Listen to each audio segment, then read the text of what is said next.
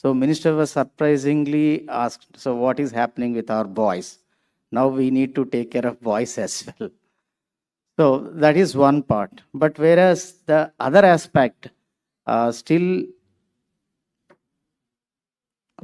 we need to do more things for the girls, because if you look at the numbers of the enrollment, is not at all a problem in the state nowadays.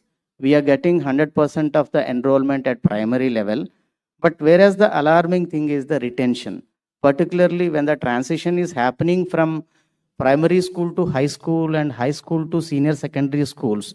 There are a lot of barriers, issues, parental mindset, poverty. These things are coming into the picture. So we need to address those issues from the school education department and from the government. But AP state is confidently moving towards the journey. If you look at the retention rate, um, uh, in elementary, we have achieved almost 96.5%. That is a good number in the current circumstances. The government of Andhra Pradesh, as I said earlier, implementing so many schemes. So one is this free student kit we are giving to all the girl child. In fact, we are giving to all the students. The poverty should not become a barrier in pursuing their education. We are giving textbooks, 3 pair of uniforms, and we are giving delicious midday meal. Recently, we have added fine rice also into the meal to see the more consumption by the students. And we have also giving transport allowance to the girl child, those far from the school. And recent infrastructure development scheme, we have provided almost toilets to 98% of the students, particularly for girl child. And we have put an aim to complete 100% of toilets by next financial year. And other targeted interventions like Badiki Podam, Balika Raksha, Talliki Vandanam kind of schemes boosting the girl child's education. Sorry. Yeah. So from last 3 years, we are implementing Right to Education Act to provide 25% of the seats in private schools. If you look at the numbers, almost 30% of the girls have bagged their seats in grade 1 in the private institutions.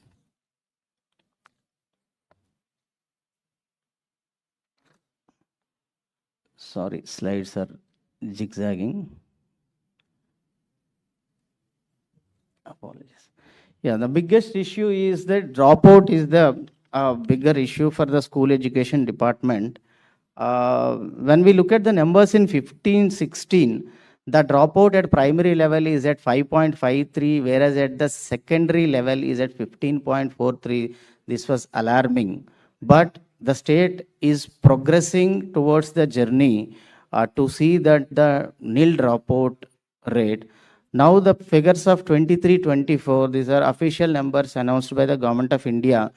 The figures are gradually reducing. The primary level dropout rate is almost 1%, and whereas the secondary level dropout rate is reduced to 8.6%. These numbers are speaking the dedication and the interventions are affecting to continue the girls their education. So these are the some of the reasons everybody knows in this room. I don't mention those the reasons for the dropouts. But some of the interventions we take care of from the education department with the help of Panchayat Raj department and village and ward secretariat department. So we do conduct door-to-door survey on the beginning of the academic year. We identify the students and we try to counsel the parent and to see them to send the school. Also, we provide transport allowance that already I have mentioned. In addition to these interventions, we open non-residential training camps, seasonal hostels to mitigate the parental migration issue. Also, recently, Government of Andhra Pradesh have introduced a scheme called Talliki Vandanam, where the mother could get benefit financial assistance even she had the multiple child. So they would get 15,000 rupees. So that would really boosting their confidence to send their kids to the schools. This scheme is not only limited to the government schools, it was extended to the even private institutions.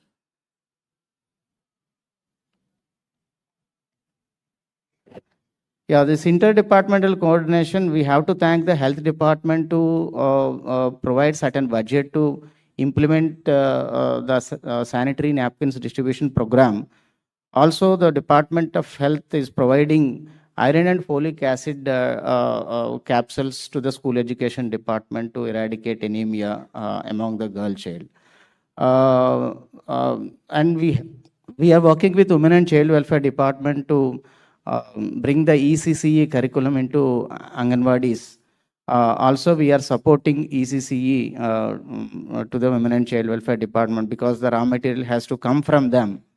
So, likewise, we are working with Panchayat Raj Department to see that community participation in the school development, particularly the girl child issues.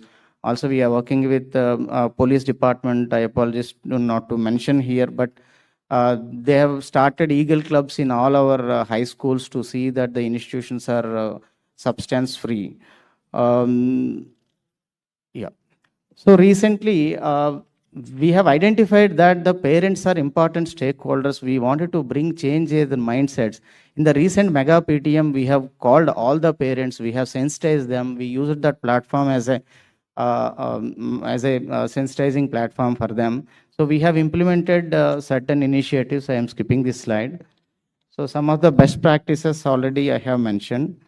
So this is one good program, Balika Raksha program, free sanitary napkin distribution program is currently we are reaching out to the 10.43 lakh girl child students, where generally girl students are tend to drop out during their menstrual cycle. So we have targeted that group, and from grade 7th to 12th, we are giving 5 large size napkin and 5 regular size napkin to see them, to see their comfort. And one more important program we are implementing from last 4 or 5 years, but we have structured the curriculum this year, this self-defense program to give confidence, strength, and skills needed to safeguard themselves in difficult times. This academic year, this month onwards, these classes will be starting in 6,362 secondary schools. The next important item is the KGBVs. The KGBVs are the transforming I just mentioned. So almost 8% of admissions have increased in KGBVs. In majority KGBVs, even we got calls from MPs, MLAs for the recommendation. So this transformation has happened with the committed teachers network and continuous capacity buildings and successive recruitments. In addition to that, so we have achieved good amount of result in the KGBVs in the past examinations. So key interventions, the students we got to the KGBVs came from very humble background. We generally don't take any test. We admit the students from the single parent, orphans, people from destitute background. So we are now implementing PAL laboratories to see those children to cope up with the curriculum demands. So we are implementing personalized and adaptive learning for grade 6 students in all KGBVs that really coping them with the other students. And recently we have installed CCTV surveillance. We have removed the old equipment and we have put the new CCTVs in all KGBVs. And there are other initiatives are happening with the KGBVs. And as I mentioned, this mega PTM we used as this platform to sensitize the parents. I'm happy to share that we got the Guinness Book of World Record for this initiative for the largest participation. Majority participation from the mothers only. That shows their commitment towards the girl child education. We use this platform to sensitize the parents like good touch, bad touch, positive parenting, health and hygiene of the girl child, and campaigns like anti-drug campaigns we have initiated. The one more interesting program we have doing here with the school education department, we are publishing one magazine called Manabadi, where girls' success stories are the cover stories. So to inspire the many girls, and this is one interesting initiative. I'm proud to say that AP Samagra Shiksha School Education Department is the only department in the country among all school education departments to start this career and mental health counselors. We have put 255 counselors, physical counselors, mapped to senior secondary schools. They go and conduct sessions to the parents, students, teachers. They identify the vulnerable kids and they develop one-on-one communication with them to support their mental well-being and resilience. So there are challenges are there. The way forward is we need to have an early warning system to identify and prevent potential girl student dropouts. Also, we need to revamp and review the curriculum. And we are planning to introduce a gender sensitive curriculum, like see always మనకి తెలుగులో ఉంటాయి, గాజులు తొడుక్కున్నావా లేకపోతే ఆడదాని పనులు చేయొద్దు, ఇట్లాంటివి our minister used to say these things, that we need to remove those kind of biased curriculum, and he always guide us to how to revamp the curriculum, and we are on the way to make it our curriculum more gender sensitive. And we are also planning to consolidate the schools and to open more secondary schools to see the transition smooth, particularly for the girl child. Thank you.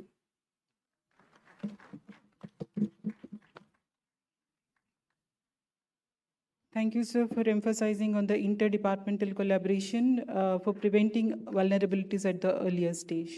It's my privilege now to invite Teja Chakravarti Garu, Presiding Officer of Juvenile Justice Board, Vijayanagaram, who will be speaking on fair and just treatment of the girl child in JJ system, time-bound justice and rehabilitation.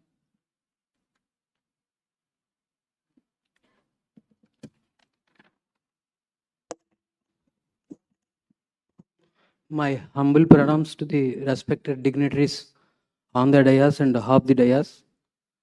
First of all, I am obliged to the Hon'ble High Court of Andhra Pradesh for providing me this opportunity. I am working as First Additional Judicial Magistrate of First Class Vijayanagaram, Chairman, Juvenile Justice Board Vijayanagaram.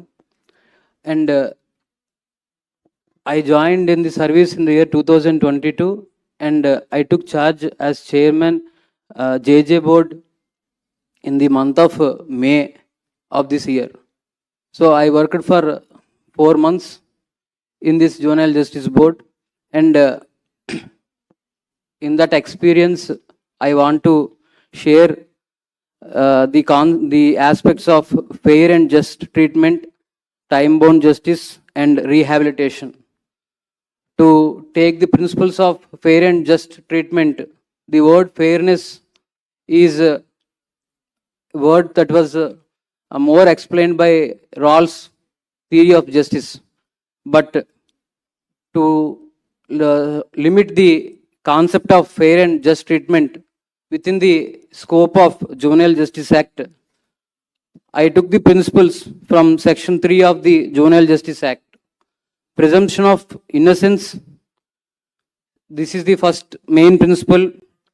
Second one is the dignity and equal rights for all children. The best interest of the child is the primary consideration.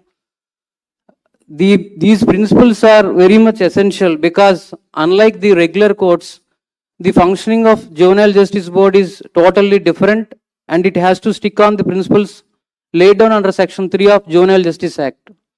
Throughout the judicial process, these principles has to be followed by the presiding officer.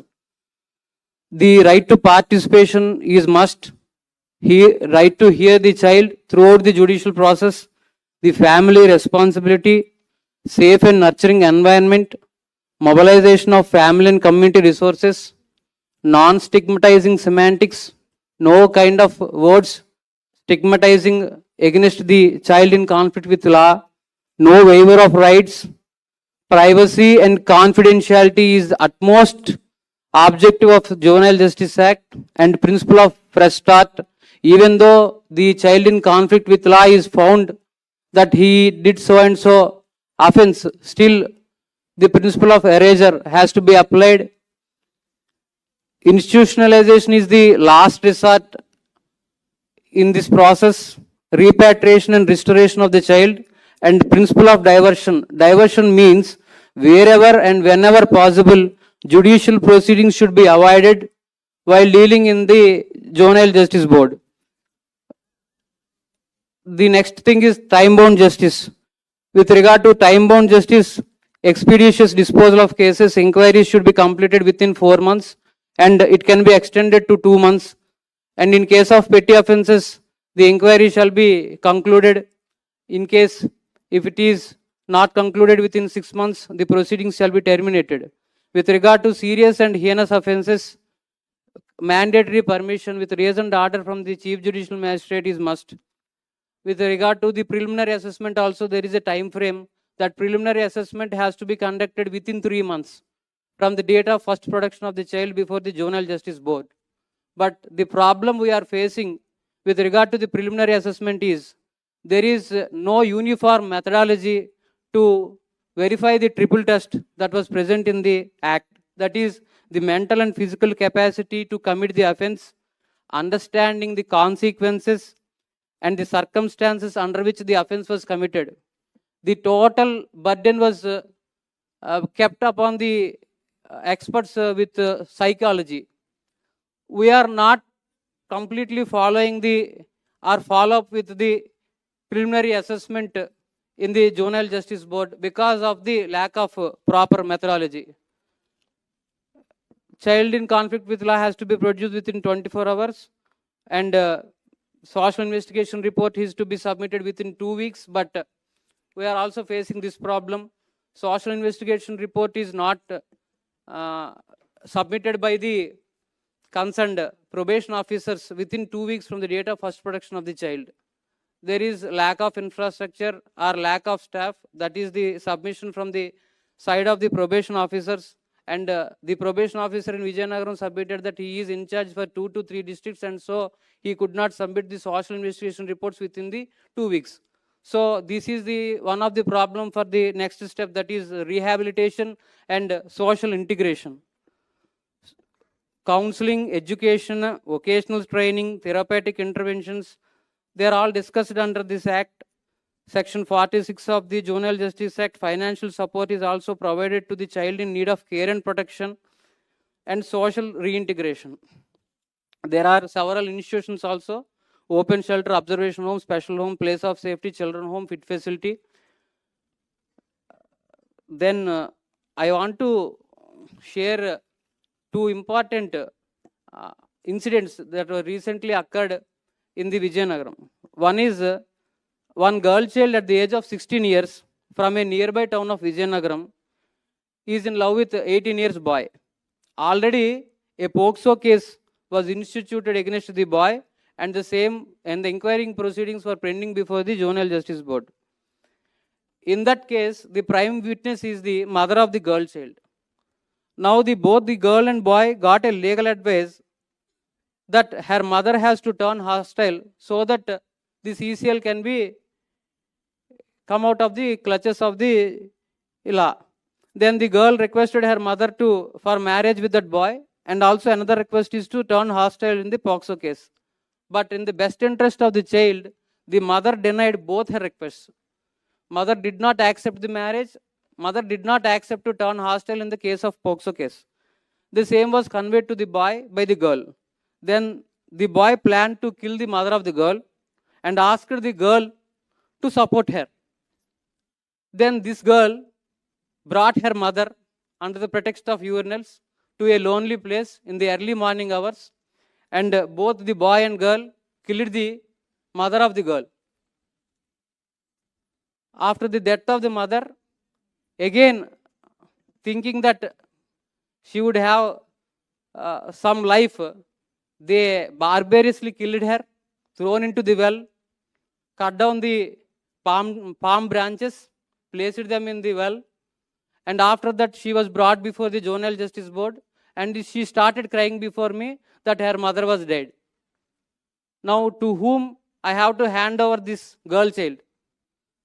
who is the custodian of the girl, who is looking after the best interests of the child, that child killed her own mother.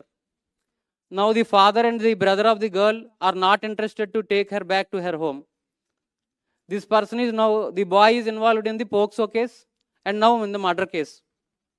So if I release the girl from the observation home, she will go with the boy. It is against the principles of Section 12 of the Juvenile Justice Act. So I kept the girl in the observation home for the 2 months. But I could not know what is happening in the observation home, what is the follow-up there, whether the rehabilitation and repatriation procedures for social integration was properly being followed in the observation home or not. There is no coordination between the Juvenile Justice Board and the probation officers effectively. So in this case, I think that on the record, the girl is shown as CCL, child in conflict with law, but she is a victim. Because of ignorance, because of that hastiness, she did that crime along with that boy, and she is now being repented in the observation home. Similarly, within 15 days or 20 days after this incident, one boy, in that case, girl killed her mother. Now, in this case, boy killed his father, who is looking after his education and everything. Because of mother having illicit relations with some person, at the instigation of the mother and this third person, this boy killed the father. This boy is studying intermediate. All these 3 persons are in the, boy is in the observation home. The mother and the other person are in the jail. And the sister is in the home. Now this person is child in conflict with law and the girl is child in need of care and protection. How to do rehabilitation? How to reintegrate them into the society? There is no proper procedure before the Juvenile Justice Board to follow such kind of things. We are only conducting the inquiry and passing orders under Section 17 or 18 of the Juvenile Justice Act, but the actual objective of the act is to rehabilitate and social integrate. That is not being happened in practical way. Further, there is no individual child care plan. Individual child care plan during the inquiry and after passing the orders under Section 17 and 18 are also lacking. So in that aspect, I leave these questions before this Honorable Dais for taking further steps. Much obliged for granting this opportunity. Thank you very much. Thank you, Teja Chakravarti Garu, for your insights and practical challenges that really matters a lot for every girl child's protection. And I request Hon'ble Sri Justice Challa Gunranjan Garu, Judge, High Court of Andhra Pradesh and Member, Juvenile Justice Committee, to share his views.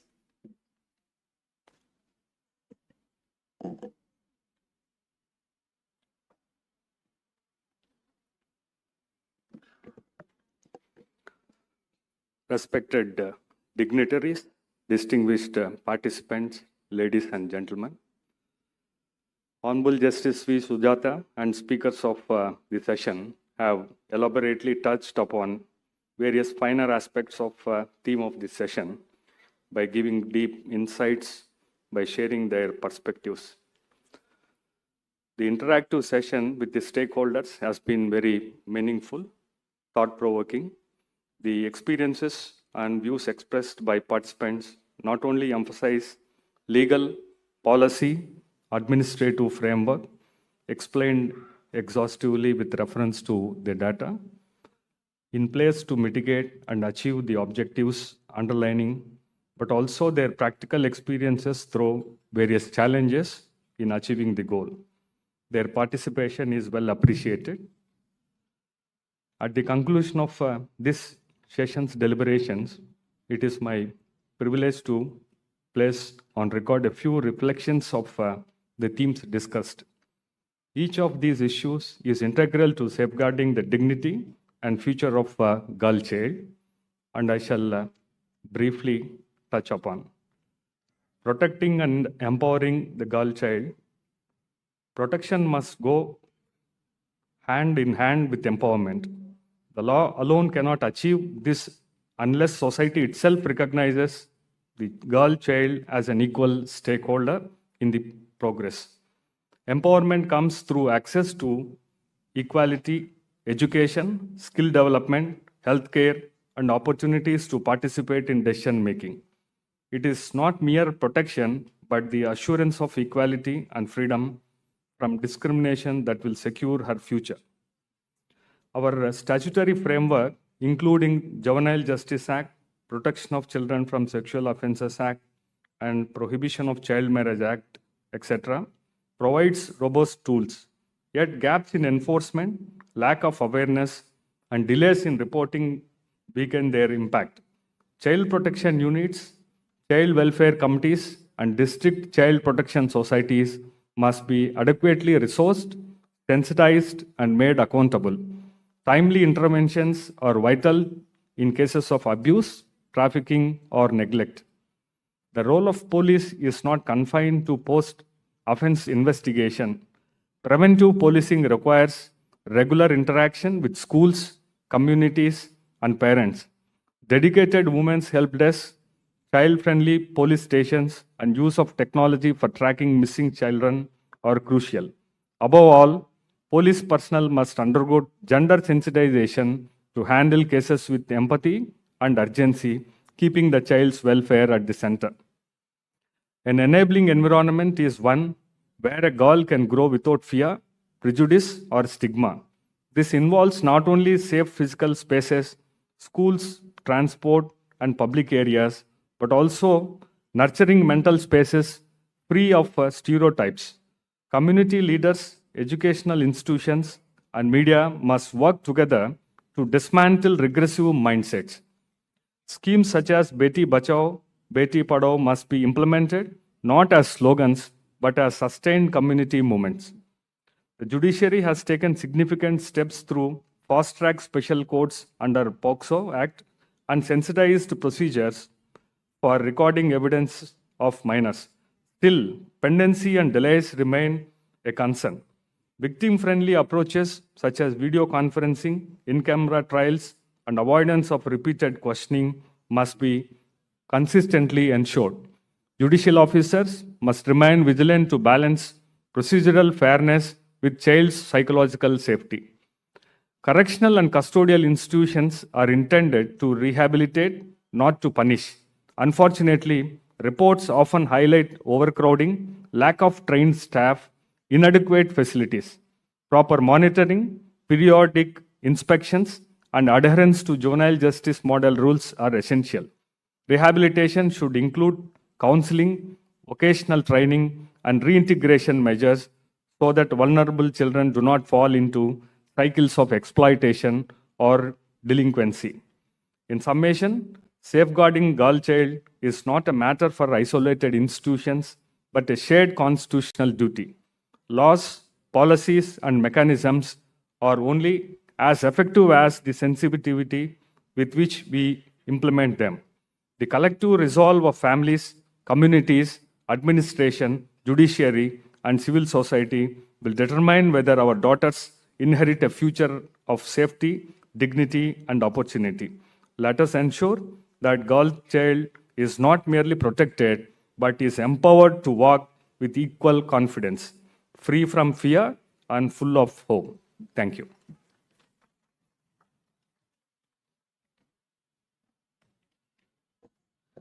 Thank you, my Lord, for reflecting on preventive strategies, institutional framework, community interventions, and policy measures. May I now request honorable judges to present mementos to the speakers. I request Honorable Srimati Justice V. Sujata Garu to present memento to B. Rajkumari Garu. I request Secretary Legal Service Committee to felicitate Rajkumari Garu.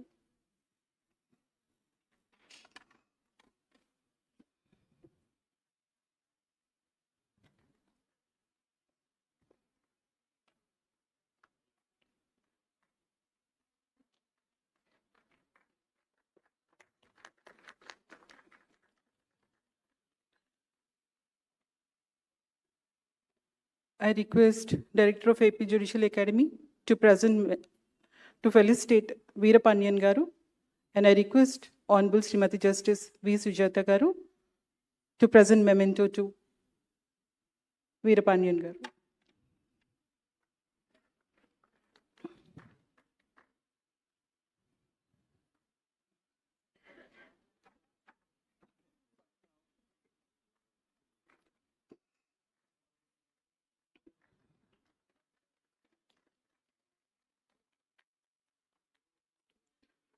I request Registered Judicial Kamlakar Garu to present felicitate B. Srinivas Garu, and I request Honorable Sri Justice Challa Gundanjan Garu to present a memento to B. Srinivas Garu, so, State Project Director.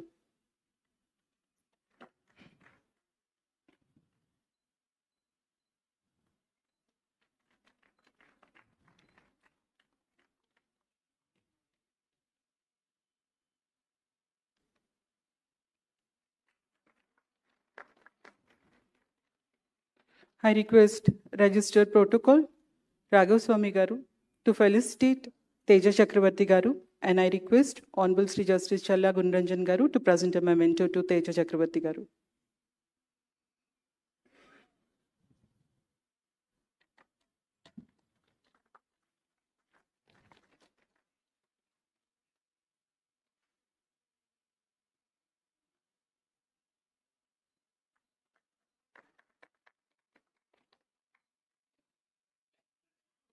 Thank you, my lords. Thank you, one and all. This officially concludes the session number 2, and as instructed by Her Ladyship, the views and other queries interaction would be taken up after the third session. Thank you.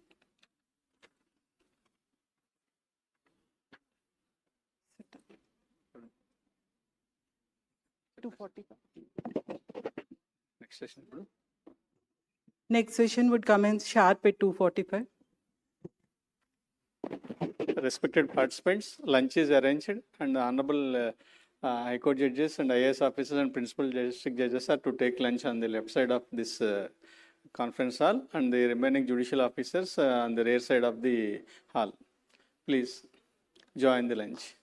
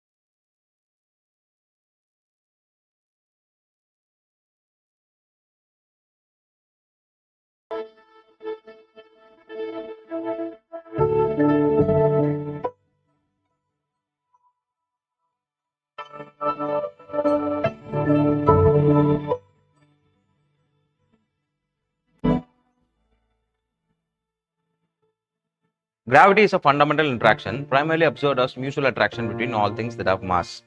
However, gravity is the most significant interaction between objects at macroscopic scale. Now tell me, why is gravity so weak when compared to other forces? Can anyone answer this? Yes. Gravity is the weakest force as its coupling constant is small in value. The electromagnetic force is undoubtedly stronger as it deals with microscopic particles like electrons. Very good.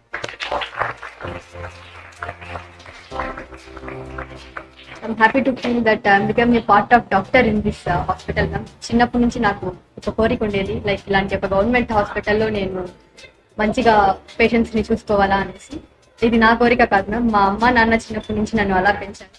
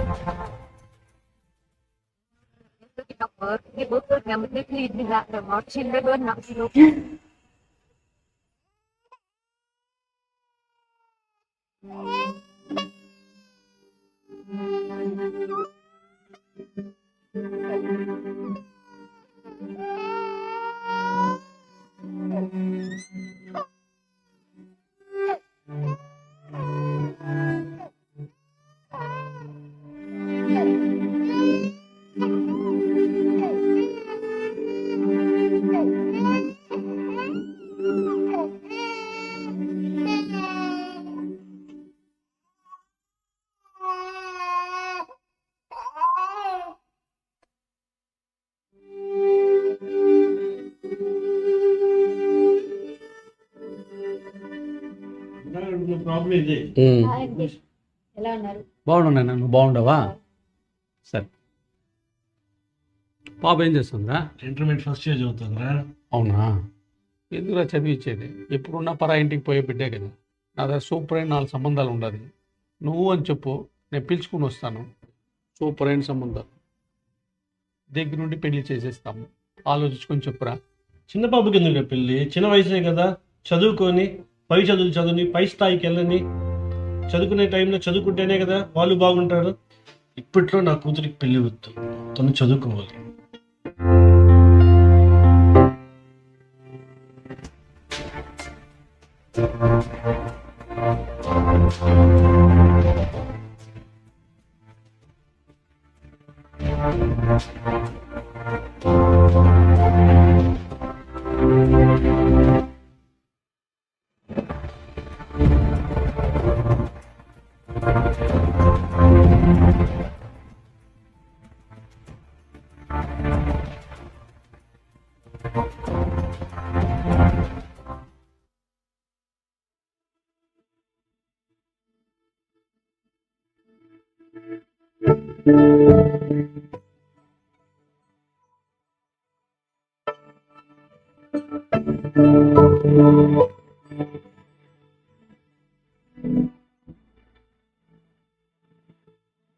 Gravity is a fundamental interaction primarily observed as mutual attraction between all things that have mass.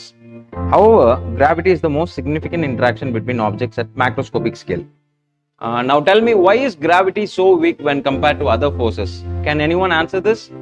Yes. Gravity is the weakest force as its coupling constant is small in value. The electromagnetic force is undoubtedly stronger as it deals with microscopic particles like electrons. Very good.